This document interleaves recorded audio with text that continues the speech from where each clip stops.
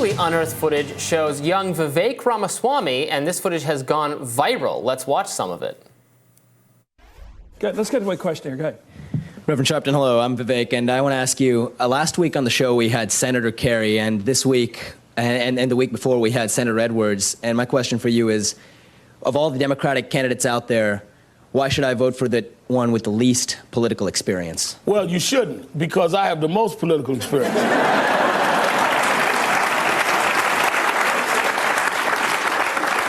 I got involved in the political movement when I was 12 years old. And I've been involved in social policy for the last 30 years. So don't confuse people that have a job with political experience.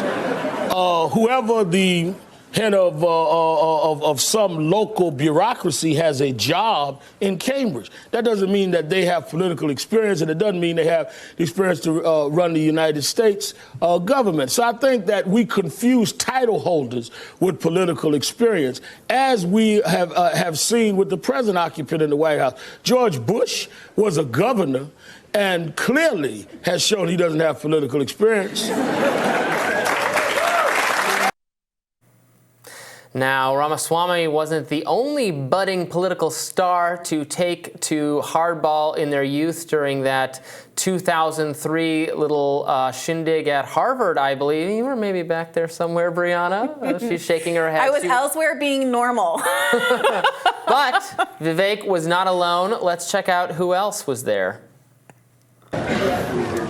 Congressman, why are you the only presidential candidate not attending tomorrow's youth-oriented Rock the Vote forum? And do you think young people's votes matter in your campaign? They matter a lot. That's why I'm here tonight. And I've got to be in Iowa. I had a preset meeting that I've got to go to. I got to win Iowa. I'm going to win Iowa, so I'm going to be in Iowa tomorrow night. But I talk to young people everywhere I am. I've got lots of young people on my campaign, and maybe I ought to say this now. When I was in college, Jack Kennedy was president.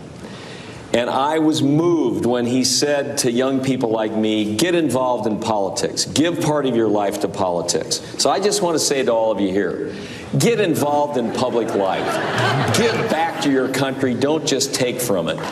And get involved in this campaign. If it's not for me, get behind somebody and get out there and work and make this country a better place. You can do this. All right. Now it's an audience of tryhards. I mean, that's kind of the gist of the commentary that's been going on since people realized that these two obviously very ambitious political stars on different sides of the aisle both happened to attend the same kind of event. You had both. Pete Buttigieg was also 38 years old when he was running for president back in 2000. And I think the reaction that many folks in their respective parties had to these figures is driven by a similar feeling of kind of, have they always wanted to be president for kind of personal careerist reasons? I'm loath to defend Pete Buttigieg, but he does at least seem to have done a lot of public service. He was a mayor. He was in the armed forces. He did do some stuff in a way that Vivek Ramaswamy's political life before this moment is a real black hole. This is something that he was called out on the Breakfast Club in an interview with Teslin Figueroa, who has been a guest on this show in the past, a political commentator I really enjoy, where she was pressing him on the question of his kind of political origin of why he's doing this, why he's running for president. You know, should he do public service? What is the contrast between someone like him and someone like Al Sharpton, who has not been in politics and who could describe himself as an outsider to politics, but was genuinely showing a commitment to making the world better through the choices that he's made in his life from the civil rights movement onward. So, yeah, what did you make of the coincidence here? I think it is interesting. I mean, there were a lot of jokes about, the simulation is glitching or something like that. I think it's interesting to compare actually Buttigieg and Vivek in terms of how they became a big thing. I mean, Vivek's been a big thing for the last couple of days since his debate performance. Don't know if this is going to, this wave could crest. We'll see. They're both. What's similar about them in terms of their campaigns was the media strategy, is talking to. Pete did a lot of this too, talking to not just cable news appearances, although they're both willing to do those to the end of time, but also a lot of podcasts, a lot of independent media, different people. that has catapulted them to a lot more national notoriety and credibility versus more traditional candidates who are more traditional in their thinking about when they're going to speak. DeSantis is very careful and very cautious about doing national media. Someone like Amy Klobuchar, or Kristen Gillibrand, or Castro, whoever else was in the 2020 contest was as well. And it goes to show you that you can do yourself a lot of credit. Obviously, you can damage yourself, you can hurt yourself if you really screwed up, and some people will not like you, but other people will want to hear more from you, and you'll get invited to go more places. And we're beyond the media, very broadly defined, has a lot of power to anoint next big things, but by media, I mean, again, in the broadest possible sense, the entire YouTube ecosystem as well. Not just the narrow pundit class on CNN, Fox, or MSNBC. You're right about his strategy. In fact, he's done a couple of high-profile interviews in the mainstream media and corporate media. He was on Fox News talking to Hannity recently in a clip that also went viral. Because again, just like he did with Dana Bash, and as we covered earlier this week, he was asked in an interview about previous statements that he's made, and his response was, well, I didn't say it, I was misquoted.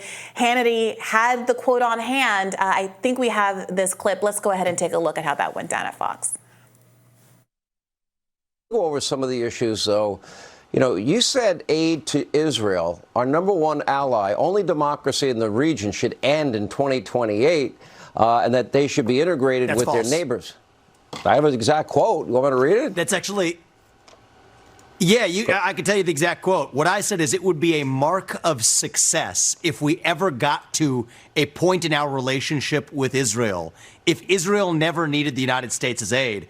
And Sean, you know how politics is played. A lot of the other professional politicians who have been threatened by my rise have used that statement to say that I would cut off aid to Israel. That's not correct. I've been... So what's interesting there is I obviously don't agree with Hannity. I don't share his politics. I think that Vivek is right to want to, at very least, put strong conditions on aid to Israel. Or should it be equal to the other? That's what he suggested. It doesn't need to be special and above and beyond. My issue here is that he did say that. The issue here isn't my substantive agreement or disagreement with Hannity versus Vivek. It's that when pressed on his beliefs, he doubles down and he equivocates. So in other contexts, like on the debate stage, he said, yes, I'm willing to stand here and say that, the climate change hoax isn't, or whatever he said, climate change policy is a hoax. He's willing to stand there and say, and pound his chest and say, I'm the only one who's unbothered and willing to say X, Y, and Z. But this should be an easy one. Yes, I said what I said. We should not condition aid to Israel. But whether he's in a liberal context or in a conservative context, it seems when he's asked some tough questions about the exact words that he said in other points, he claims that people are misquoting him, despite ample evidence that he's not being misquoted. People are now very prepared when they engage with interviews with him because they know he's just going to say that he didn't say what he said. And this gets back to the initial point. Who is he? Why is it that we can find instances of him saying different things a week ago, 5 months ago than he's saying now? And is there a legitimate concern that he is this bright-eyed young guy that we saw at the Kennedy School who is creating himself in the image that he thinks the public wants to see as opposed to something that's authentic and we can rely on as I don't voters. begrudge him for changing his views since 2004. Well, we don't know what his views in 2004 were. Well, right, he's in a Democratic gathering, although I think he said he voted for the Libertarian Party in 2004. It's just attending. I don't think that it's fair to say that someone's a Democrat just because they went to see a Democratic political candidate come to campus. Well, but the thrust of the question was not, I don't know, the question didn't seem to come from a conservative point of view. It came from, you're the... No, but I'm certainly not judging him based on his childhood politics. You're right that he should be more careful, and he should just stick to his guns when his guns are right, as they are on the question of Ukraine funding, foreign aid to Israel and other countries. Actually, his viewpoint is well respected and regarded among actual conservatives, actual Republican voters, agree with a less muscular foreign policy, a less interventionist foreign policy. They don't love foreign aid. They think that money should be spent here, if at all. So he can stick to his guns and just say, yes, we're not responsible for defending the state of Israel. They shouldn't. It doesn't need to be more exorbitant what we're giving them giving to anybody else. And the American people have, I think, a different set of priorities than the priorities of neoconservatives and interventionists everywhere. Absolutely. And he should stick to that. And that would be my advice. He should. Instead of trying to be all things to all people, to all sides But Robby, of the let's conservative talk about the thing. We all agree that we agree with Vivek on this particular policy, but he is backtracking. He backtracks when pressed like this. And there was another moment in this interview. He was backtracking to appease Sean there, and he just should have stuck to his guns. So what is going on?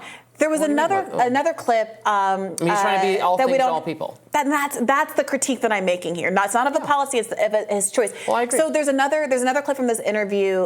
We don't have time to play, but people should go and find it and watch in their own time, where he's similarly asked about his stance on Taiwan, China, and the semiconductor issue. We ended up early on having a disagreement on the show about what he really believed here, because we both read his remarks differently.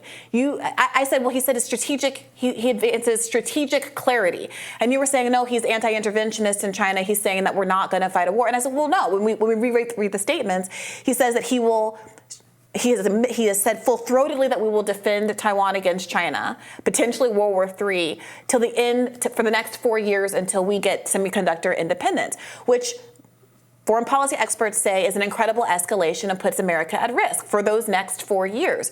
And when he was pressed about that on Sean Hannity, now Sean Hannity disagrees with that. He thinks that we should be always willing to go to China without any caveats or whatsoever. Well, always willing to go to war with China. Sorry, go to war with China, yes, without any caveats whatsoever, which I disagree with. Yeah. Again, Vivek seemed to cave to pressure and be equivocating about what his stance actually was. And there's some irony in him saying, well, I want strategic clarity about this particular issue, when he's done nothing but create ambiguity about where he actually stands here. And, it has not been a good media few days. There was another story about how, despite saying I can speak freely about climate change because I'm not bought and paid for, there was that big moment at the debate. He, in fact, apparently runs an investment firm dedicated to drilling fossil fuels and benefits personally from fossil fuel development. I mean, all of this stuff is coming out now that is not just stuff I don't like about him, but kind of hypocrisy or half-truths that he's told about himself. And so I'm really curious to see how that people's perception of him evolves as he has more of a record that he has to actually defend and not run away from in these interviews. Yeah, I don't know how that stuff's going to affect him, but he shouldn't. If I were advising him, I would warn him about seeming to waver or pivot from the anti-interventionist lane, which is despite how popular it is among Republicans, is an underrepresented place to be compared to the other candidates. Don't be afraid to tell the senior pundit class in the Republican Party that no, you are breaking from what they and their previous candidates have advised for years, because that is what actually the Republican Party voters want. Yeah, and in his defense, not his defense, but the reality is this is why it's important to have look at Tucker. Tucker's the most influential right-wing commentator, and he has totally different foreign policy views than Hannity. Yeah, this is why it's so important to have a structural analysis of why people behave the way they behave. Liking someone, feeling like they gave a good soundbite is not enough. The reason why there's such consensus around military interventionism, the blob, et cetera, United States of America on both sides of the aisle is because it's an incredibly powerful institutional base. And anybody, no matter what's in your heart of hearts, is going to feel pressure to conform to the mainstream analysis there, the mainstream belief there. And so Vivek Ramaswamy, if you want to be able to stand up against the blob, you have to have a movement behind you. You have to have a specific plan about how you're going to go about doing things like defunding the FBI and cutting the military budget. Elizabeth Warren happily votes along with increases to the military budget, despite whatever lip service you give about wanting green energy and all those kinds of things. AOC does. Exactly. That's the most principled anti-war people end up, look at Barack Obama, ran explicitly on an anti-war platform and then committed more troops to Afghanistan. Exactly. So how are you going to be different? It's not enough just to say things on a campaign trail. And RFK Jr. has been really bringing attention to this. He argues that his family members were killed in part because of their willingness to stand up against the deep state.